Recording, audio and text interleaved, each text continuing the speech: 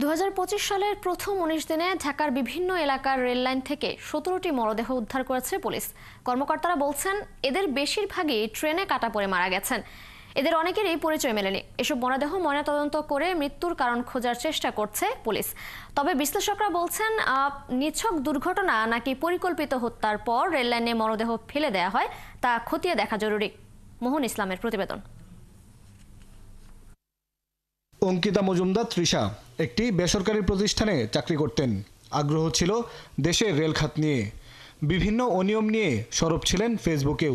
গেল রবিবার সকালে ঢাকার বিমানবন্দর এলাকায় ট্রেনের ধাক্কায় মারা যান তিনি। রেলপথে সে ফোনে কথা বলতে যেতেছিল, তো এমন সময় হচ্ছে যে একটা ট্রেনের আঘাতে তার মৃত্যু হয় আর কি। একই দিন সকালে ক্যান্টনমেন্ট স্টেশনের পাশের রেললাইন থেকে অজ্ঞাত পরিচয় এক বয়স্কা নারীর মরদেহ উদ্ধার করে পুলিশ। বছরের প্রথম 19 দিনে ঢাকার রেললাইন থেকে এমন 17 জনের মরদেহ উদ্ধার করেছে পুলিশ। কর্মকর্তারা বলছেন, এদের বেশিরভাগেরই মৃত্যু ট্রেনে কাটা পড়ে।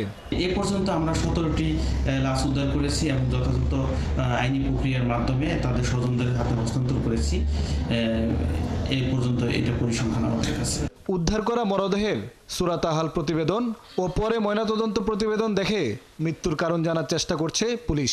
পোস্টমর্টেম সাপেক্ষে যদি আনইউজুয়াল কোনো কিছু পাই, তখন আমরা সেটা যথাযথ আইনানুগ ব্যবস্থা গ্রহণ করি।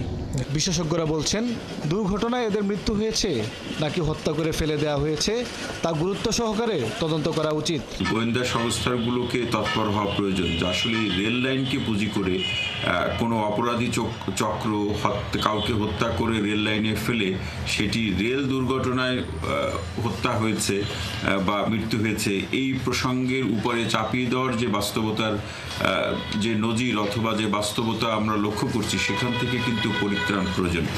অন্তর্বর্তী সরকারের গুম তদন্ত কমিশনের প্রতিবেদনে উঠে এসেছিল আওয়ামী লীগ শাসনামলে গুমের পর অনেককে হত্যা করে রেললাইনে ফেলে দেওয়ার বিষয়টি।